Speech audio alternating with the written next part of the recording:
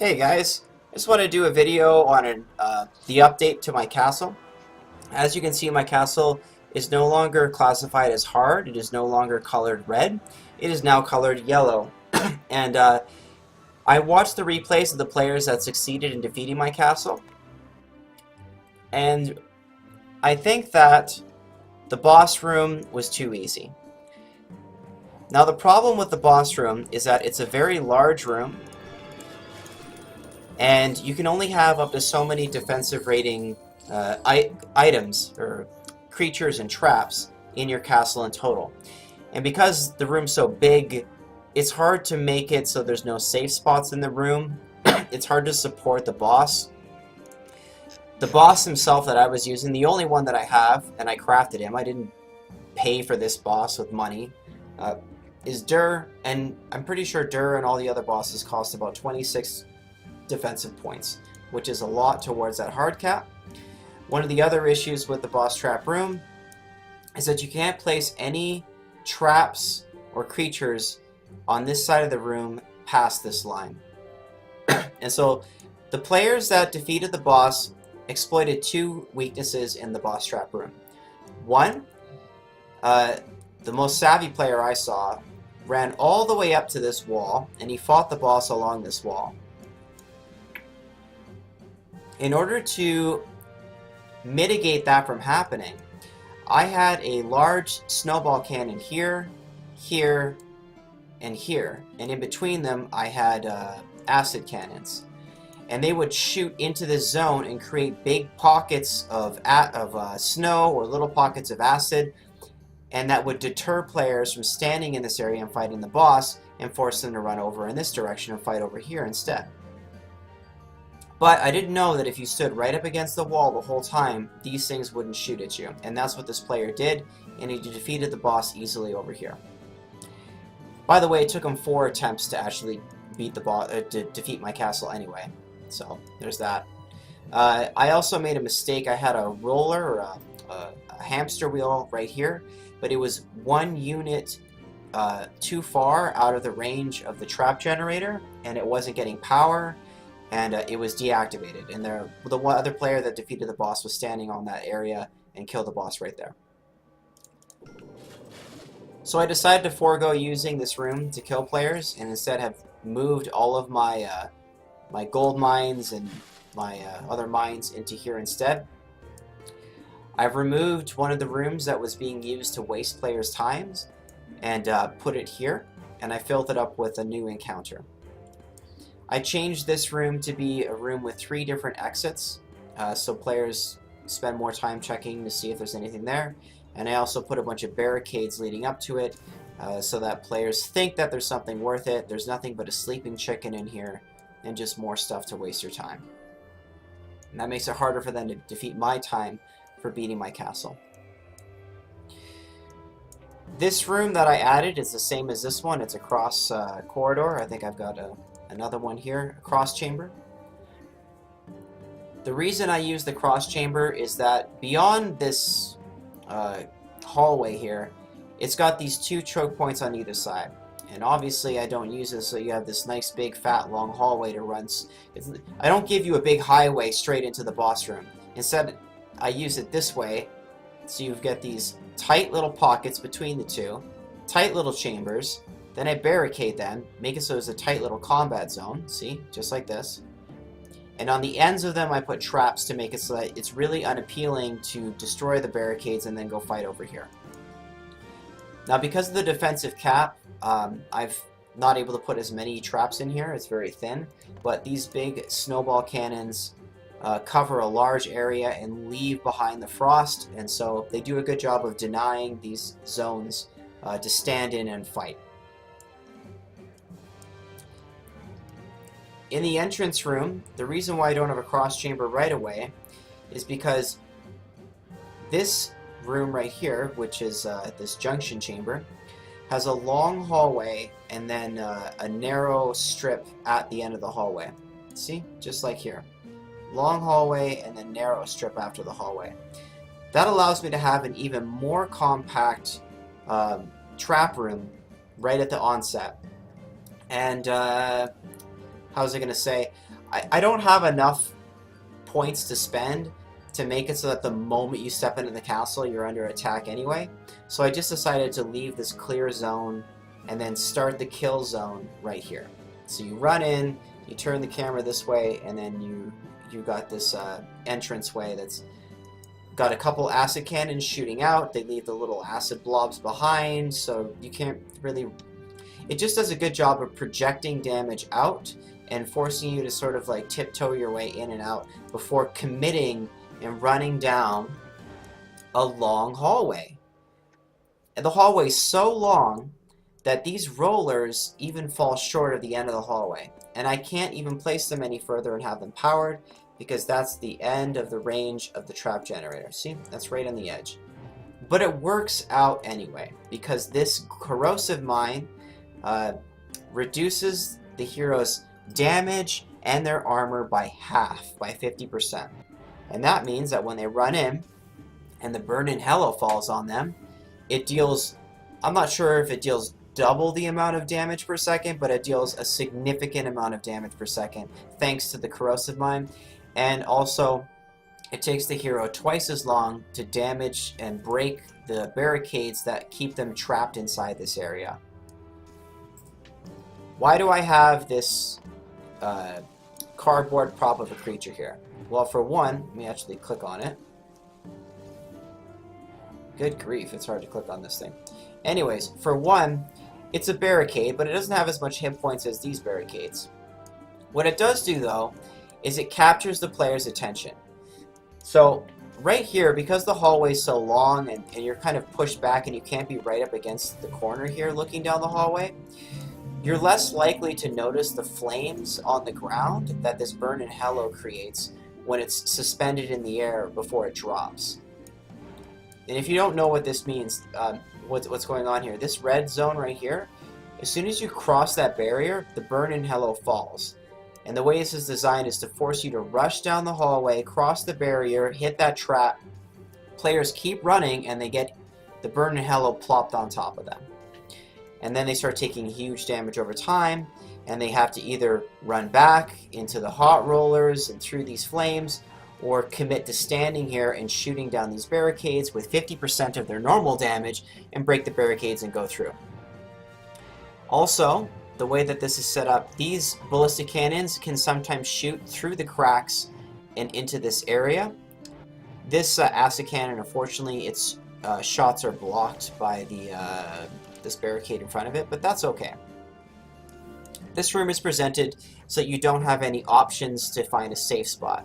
If you break this barricade and try to stand in the corner, this corrosive mine will pop and you'll be standing on acid, taking damage over time. It will also refresh the debuff of having reduced damage and armor. The best way is to break the barricade in the middle, but most players typically try to go into corners or along the walls to the side, kind of like mice. They don't like to run into the center of the room. The turrets are aligned on the sides. These ones are aligned pointing towards the center, so that they're more likely, if you run back into the room or if you come into the room, they're more likely to get hit on you. They're faster to respawn that way. And then there's an acid cannon. This is basically just so that if you stand over here or you try to run over here or anywhere, it has the most range and it leaves those pools behind, and it makes it so you can't stand here for very long or anywhere in the room, really, for that matter. In the center of the room, I've got two fire mines, a glue mine, and a corrosive mine. I've got the glue mine and corrosive mine here because they're more likely to hit you when you're passing through. In fact, I probably should put that corrosive mine on the side where the glue mine is and switch their location. I can do that right now. No, not that one. There we go. The reason I just did that swap is because players most likely come through the right-hand side, and I think it's more important to get the corrosive hit. The Chargoyle shoots all the way down to the center of the room, so really, other than this super trap generator, there's not any safe spot to stand. Snow Ballistic Cannon covers a large area. With its hits, it's slow fire, but it covers a huge area. And then the hot roller forces you to time yourself, and it makes so you can't stand in this corner. I just learned, though, that you can actually stand in, I think, this corner and not get hit by the hot roller. I saw a player do that. So that was kind of cool. I learned something new. Next thing is you got the springboard traps. They launch you back into the room. forcing you to run through the goop and the corrosive mine again. And it slows you down and makes you do damage over time. And if this snowball cannon shoots and it leaves a frost spot patch on the ground, this basically makes you run through it again or run through it at all. And with the slow from the glue mine and the slow from the lightning shooting at you, you're spending more time taking damage over time, and you're more likely to get hit from another turret shot. So once you get past that, this one originally was designed to launch you forward. And you know what? I'm going to change something about that one right now. There we go. I'm going to make it so it launches you back. What would end up happening is it would launch you forward, but you would hit the chargoyle, and you would just get stopped right in front of the chargoyle. So there we go. So now it's going to launch you back. Once you get past that, these guys are positioned so that they aggro pretty much immediately. Here we go. This guy right here and this guy right here. Let me get him. There we go. And they alert the minions next to them. So there's 2 minions on either side that are not tethered to the totem. The totem has pretty much everything else attached to it. Oh, there's 3 minions on this side that are not tethered to the totem. Most of the stuff in the middle that's tethered to the totem is supportive to itself. These extra minions, the way the aggro mechanics work is you run in, these minions get alerted of your presence, and then the minions that are tethered to the totem will attack you. These minions on the side will turn around and run away without attacking you. But if you do any damage to them, they will go from being alerted to being aggressive, and they will start attacking you. At that point, if you do an AoE attack, everything in the room will start attacking you, or almost everything in the room will start attacking you. Mixed in with the minions are acid cannons and ballistic cannons, and they're crisscrossed like this to provide a nice coverage around of mixed stuff. I don't use 4 acid cannons because that would be too many pools of acid on the ground, and minions take damage running through the acid. It also reduces their defense rating, or their armor, by 15%. So I don't use 4, I only use 2 so that it doesn't kill all the minions inside there if you just run around in circles. I've got glue mines in the 4 corners because players typically run into these corners or sometimes into the back corners, and that just slows them down and makes it easier for all the minions inside to deal damage to them. The wall guardians are in place because they create walls that drastically slow down the hero and also absorb damage if the hero breaks these barriers and tries to shoot in or is standing there doing melee attacks. So they're on either side. The aura guardian in the back creates an aura that protects all the minions inside, and that's very good because there's going to be a lot of chickens in this room. General Pow, there's 2 General Pows, and the big chicken in the middle summon other smaller chickens like this one right here. The ones that General Pow summons explode and do a lot of damage. The ones that this guy summons don't really do anything, they just run up and attack. The Aura Guardian helps protect all the little chickens, especially the exploding ones, so that they survive long enough to do their exploding animation.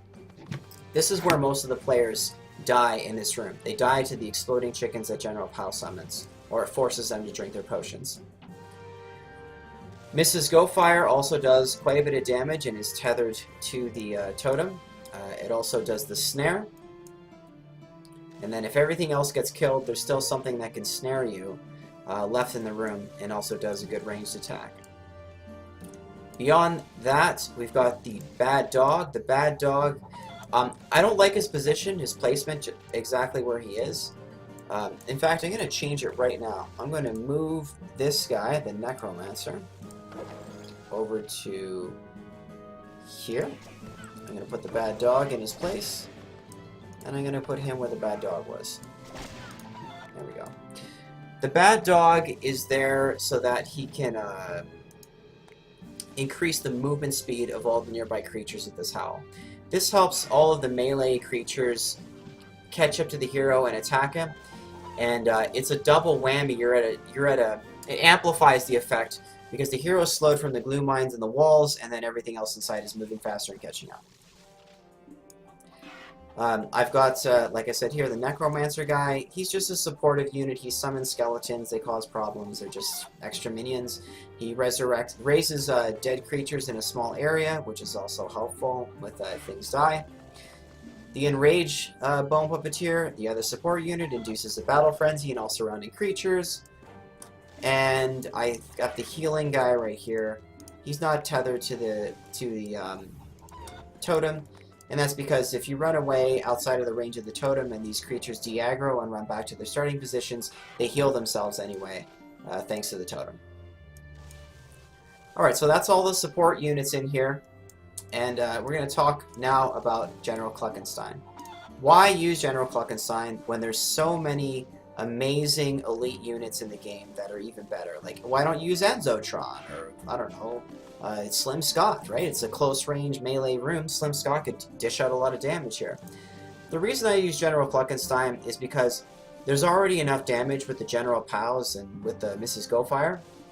General Cluckenstein is big, he's noisy, he moves a lot, he gets underneath your cursor if you click a lot, so you'll end up hitting him instead of the stuff behind him or to the sides of him.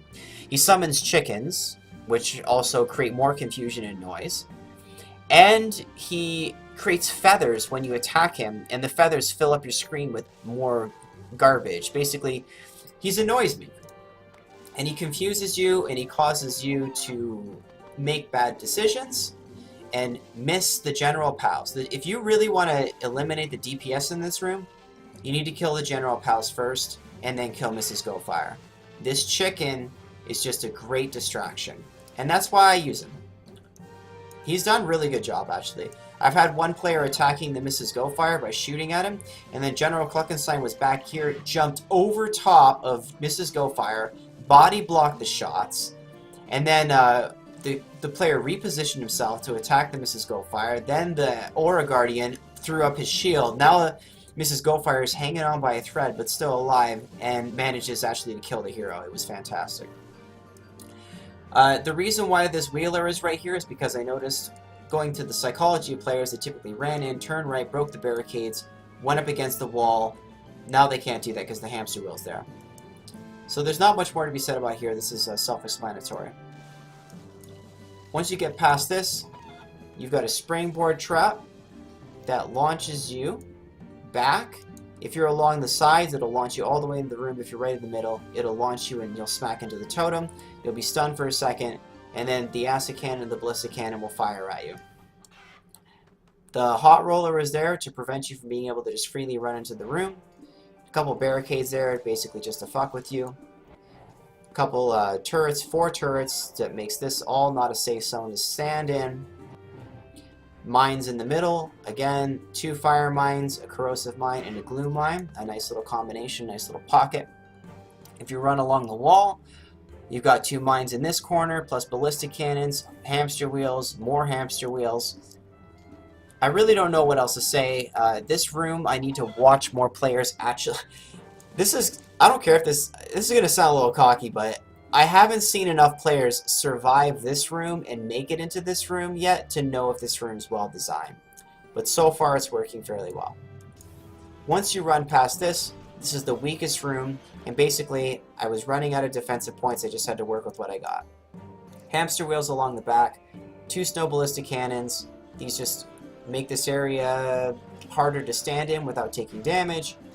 4 ballistic cannons, an acid cannon, 3 guys in the middle that are body blocking the guys in the back, the real damage dealers, and all the rest are tethered to the totem.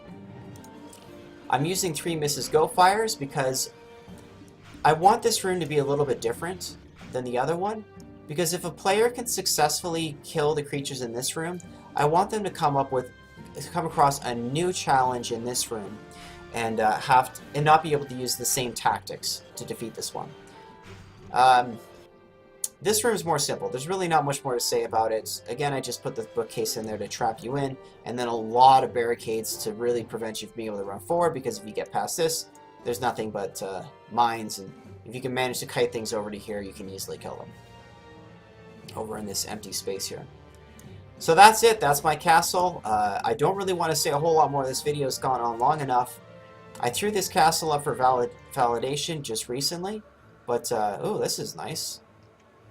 My defense won. That's good.